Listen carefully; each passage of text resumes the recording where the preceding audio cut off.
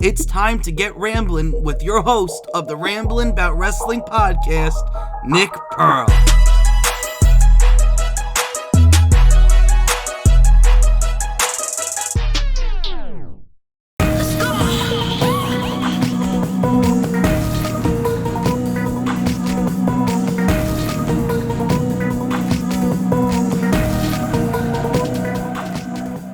Ladies and gentlemen, boys and girls, welcome back to the Ramblin' Bout Wrestling podcast. I am your host, Nick Pearl, and if you can see behind me if you're watching the video version of the podcast, we have finally upgraded. No more green screen, that doesn't work.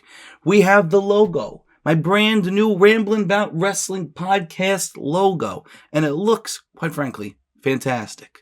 I'm very happy with this. If you like the design, go buy it on a t-shirt. Today, I wanted to take the time to talk about this last weekend. I've had a very busy last couple of days, and I haven't had a chance to sit down and actually discuss this. But I went to 2 independent wrestling shows, and I've never been to an indie show quite like these.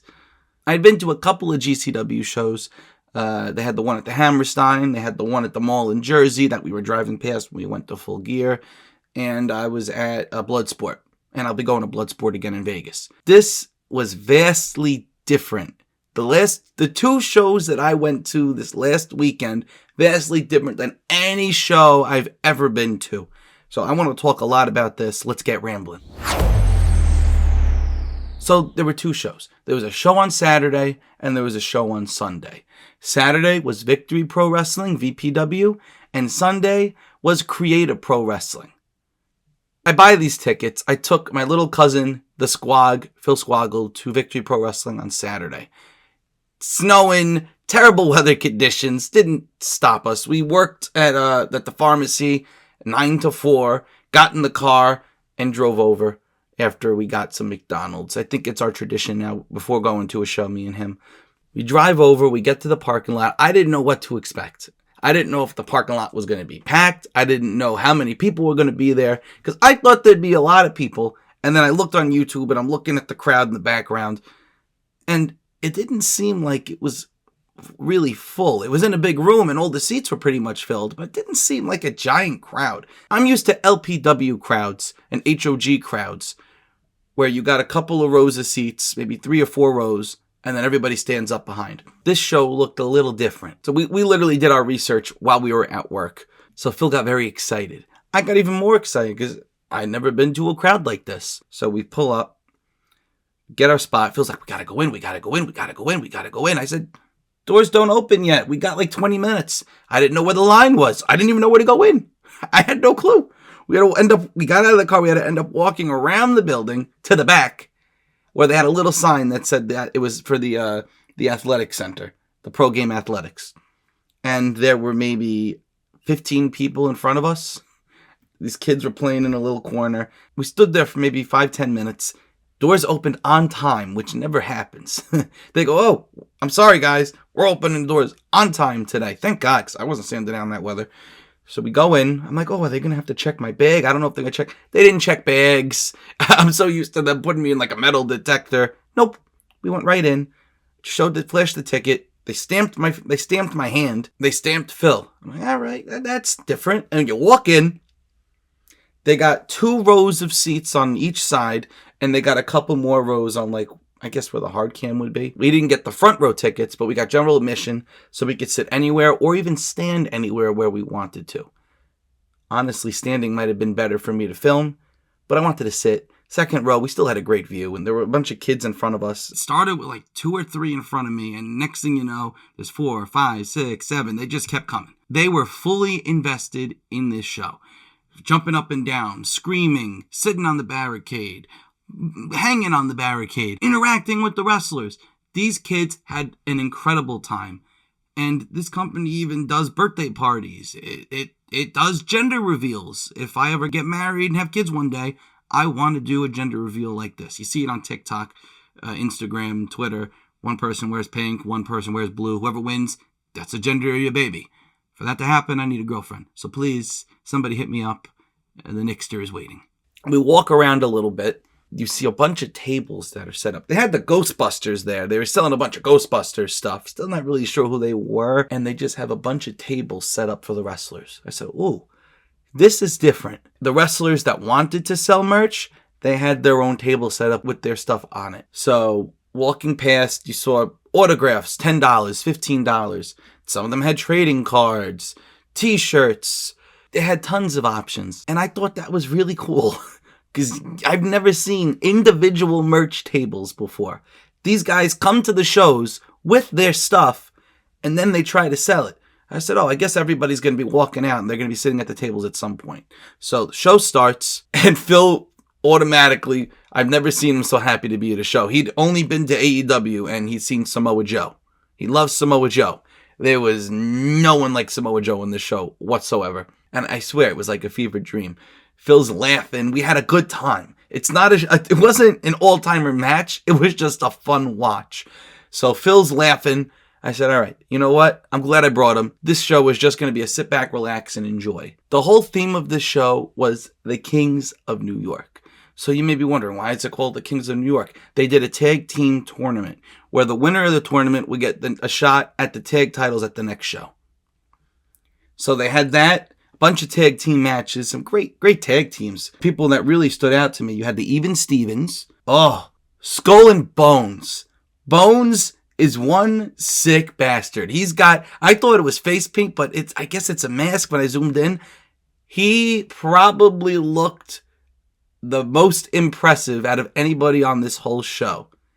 Not just by appearance, but in ring and character work. I feel like he was on a different level than everybody else. And apparently he's been wrestling for a while too. He didn't even speak English. He just speaks in grunts. You had the Working Class, Diego El Trabador, and the Sweeper. I know Diego from Instagram. The Sweeper I've seen on Creator Pro. Very entertaining people. Their characters, they're literally the Working Class.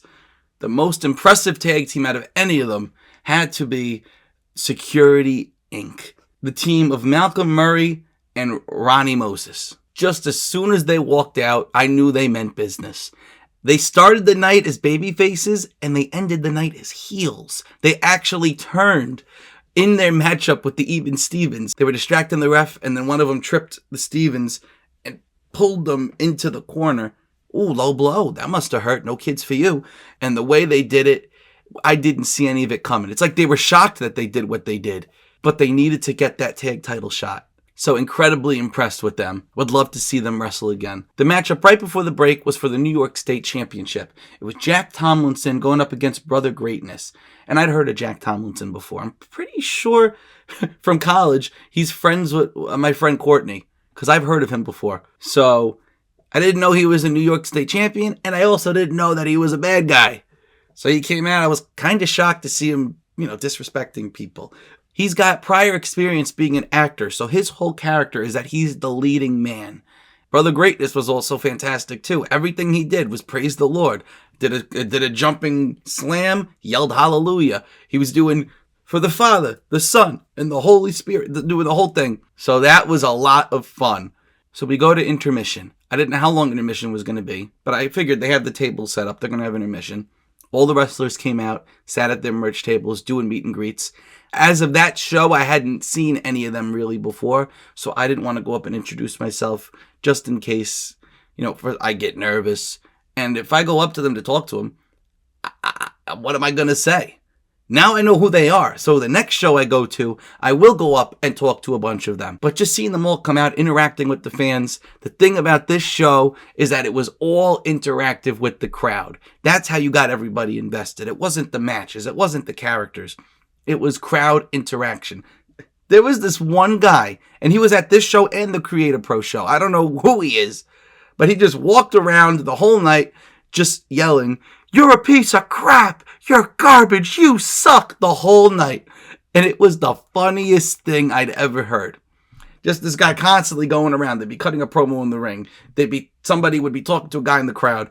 All of a sudden, this guy, "You're a piece of crap." Perfect timing on cue. And then I would look to see if some of the wrestlers would crack. Sometimes they did, or they just stare at him, be like, all right, what's my comeback going to be? So freaking funny. our main event of the evening, the matchup I really want to talk about, because both of these guys in the main event for the VPW championship, Leo Sparrow, the champion, going up against Eric James, they wrestled double duty. A lot of these guys wrestled double duty. They did Saturday and they did Sunday. Leo Sparrow is a vegan. That's his character.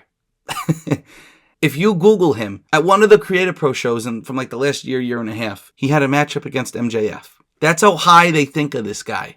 This guy is going to be someone big. So he's your champion going up against Eric James. He tag teams with VSK. You may know VSK from TNA. You may know him from AEW, Ring of Honor. He's been all over the place. VSK was not on this show. He was on Creative Pro. But Eric James, Leo Sparrow, they went out there and they put on what I feel was match of the weekend. Very impressive. Both of these guys, they're on my radar. And even Leo Sparrow brought out spinach. He's trying to get him to eat spinach. Really funny. And using spinach as a gimmick? Come on. Phil would not stop talking about this show all day on Sunday. He kept going on and on. I said, Phil, this is why we went to the show. You were very entertained. You're happy. And we will go to another.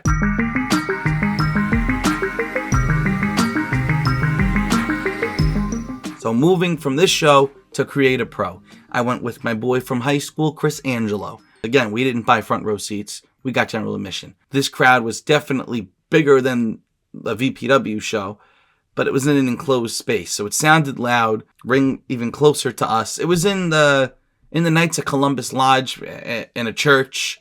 Really interesting place to have a show. They had, if you go in the back, they had the merch stand set up again. Still not used to that. And they had Kazarian just back there talking to people. I was too nervous to talk to him. So I went back to my seat. But biggest things for this show, you saw the guys at the double duty. The Even Stevens were baby faces on VPW. They come out, now they're heels on Creative Pro. Did not know that. The differences between Creative Pro and VPW is that Creative Pro looked like they had a set schedule. It was very by the book, this show. Didn't have much downtime. All right, let's get into our first match. All right, let's get into our second match. They had the full match card out on the poster. We got to get through all these. We're going to be done in 2.5 hours, give or take. And that's it. You guys enjoy and then go home. So first match happens, and I was very, very, very excited for this one. It had Evil Kip in a 6-man tag. And Evil Kip, for those of you that don't know, he was the first wrestler that I ever had on the podcast. So I've been dying to see him wrestle live. I finally got the chance to see him. And it was him teaming with his tag team champion partner, Bryce Donovan, the WWE ID prospect, and Kurt Hawkins, now known as Brian Myers. Brian is the trainer of the Creative Pro Academy. So he's mixing it up with a bunch of his guys. Much like Amazing Red in House of Glory, how he'll wrestle a bunch of the up-and-coming guys. Brian Myers does it here. So it was Brian Myers, Evil Kip, and Bryce Donovan going up against the guys pulling double duty from the night before, Jack Tomlinson and the Birds of the Sun, which is Leo Sparrow, and I'm pretty sure the other guy's name is GKM. The Birds of the Sun, they just came out, but at the end of the night, faces win. Brian Myers turns heel in his own company, saying, why am I even doing this? I'm the head trainer. How come I have to team with you guys? This is ridiculous. So I want those tag titles. He's going to be bringing his partner in the system from TNA, Eddie Edwards, to the next show to challenge Bryce Donovan and Evil Kip for the tag titles. I'll give you some money. Here, take it. I'll go watch. Creative Pro gets some bigger names than a lot of the other companies. So this is something I'm very excited for. WWE ID prospect Aaron Rourke was there with his former tag team partner, and I guess he lost the Creative Pro title to Bobby Orlando. I'm not really fully caught up on the lore for the company and how their storylines are, so I was trying to learn, and that's something about this company too. They had the ring announcer in the ring, and he would actually say, for those of you that weren't here at the last show, let me catch you up to speed. And he would explain some of the storylines to us. Really, really helpful, because I did not know. The thing about the independent wrestling shows is that you can go to one that's close, not know what's going on, and then you're in the know. So I loved that about this show. They explained everything that was happening. Even Aaron Rourke did when he was cutting his promo. Here's how I got to where I am today. But your main events, your co-main events, You had Gabby Forza defending the Creative Pro Women's Championship against Jocelyn Navarro. Gabby Forza, I feel like she just recently started wrestling, but she's accomplished so much in a short time. She's got some presence, man. Let me tell you. And of course, you got her husband, Bear Bronson, in the final match of the night, going up against Frankie Kazarian. So you could see some parallels between Gabby and Bear. And I actually went to college with Bear Bronson, guys. So we were probably only there for a semester or two together. Didn't really speak to him. I'm sure I walked past him through the hallways. But we both went to 5 towns. So to see where he's come, how far he's come, he's in the best shape of his whole entire life right now. And now he's going to be that single star that we all know he could be.